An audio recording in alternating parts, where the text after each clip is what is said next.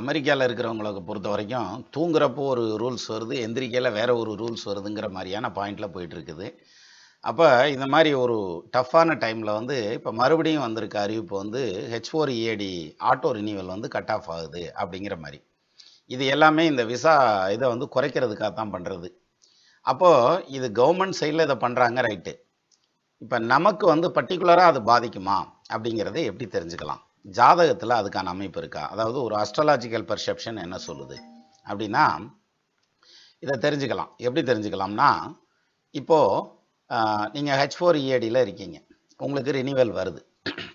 இந்த ரினிவல் கிடைக்கிறதுல பிரச்சனை இருக்கா அப்படிங்கிறத எப்படி தெரிஞ்சுக்கலாம் அப்படின்னா, லக்னத்துக்கு உங்கள் ஜாதகத்தில் லக்னத்துக்கு 5ஆம் இடம் அல்லது 9ஆம் இடத்த அதிபதி இப்போ தசை நடத்திட்டு இருக்காருன்னு வைங்க. இப்போ உங்களுக்கு இந்த ரினிவல் ப்ராப்ளம் வரும். சரி, அதில் வேறு ஏதாவது வித்தை காமிச்சு சரி பண்ணிடலாமா அப்படின்னாக்க முடியாது. இந்த 5ஆம் இடம் அல்லது 9ஆம் இடத்த அதிபதி வக்ரமாக இருக்காருன்னு வச்சுக்கோங்களேன், நிச்சயமாக உங்களுக்கு அடுத்த விசா கிளிக் ஆகி நீங்கள் அங்கேயே ஒர்க் பண்ணுறதுக்கான அமைப்பு வந்துடும்.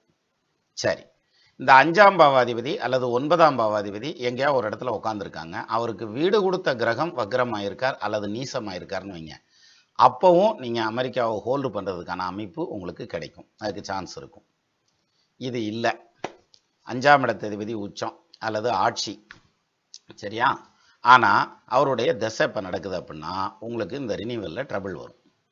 சரி, இதை வந்து எப்படி வந்து ஓவர் கம் பண்ணலாம் அப்படிங்கிறதுக்கு ஒரு சின்ன ஐடியா என்ன அப்படின்னா, F1 விசாவாக மாற்றலாம்.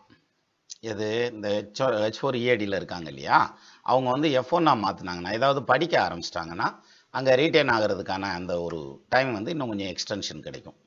அப்புறம் அந்த 2 வருஷத்துக்குள்ளே அல்லது 1 வருஷத்துக்குள்ளே ஏதாவது சேஞ்சஸ் வர்றதுக்கான வாய்ப்பு இருக்குது. அப்படி இல்லைங்கிற பட்சத்தில் சிலருக்கு வந்து பார்த்தீங்கன்னா 5ஆம் இடத்த அதிபதி நீசம் வக்ரம் 6, 8, 12 போய் உட்காந்துருக்கும்.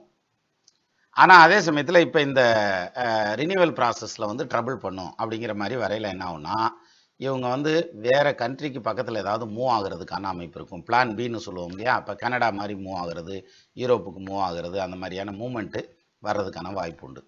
அப்போது உங்கள் ஜாதகத்தில் இந்த ரினிவல் வந்து வருமா வராதா அப்படிங்கிறதுக்கு இந்த தசாபுத்தியை எடுத்தோம்னா, இப்போ நடந்துட்டு இருக்க தசாபுத்தியை எடுத்தோம்னா கண்டுபிடிச்சிடலாம். அதை விட்டுட்டு என் ஜாதகத்துக்கு அஷ்டம சனி நடக்குது, சென்ம குரு இருக்குது, அப்படி போனோம்னா நிறைய தவறுகள் வரும். அப்போது தசாபுத்தியை பேஸ் பண்ணி எடுத்து பாருங்கள், ரொம்ப பர்ஃபெக்டாக நீங்கள் மேற்கொண்டு யூஎஸ்லேயே இருக்க முடியுமா இல்லை வேறு ஏதாவது சேஞ்சஸ் வருமாங்கிறத கண்டுபிடிக்கிறதுக்கு அதுதான் எளிதான வழி.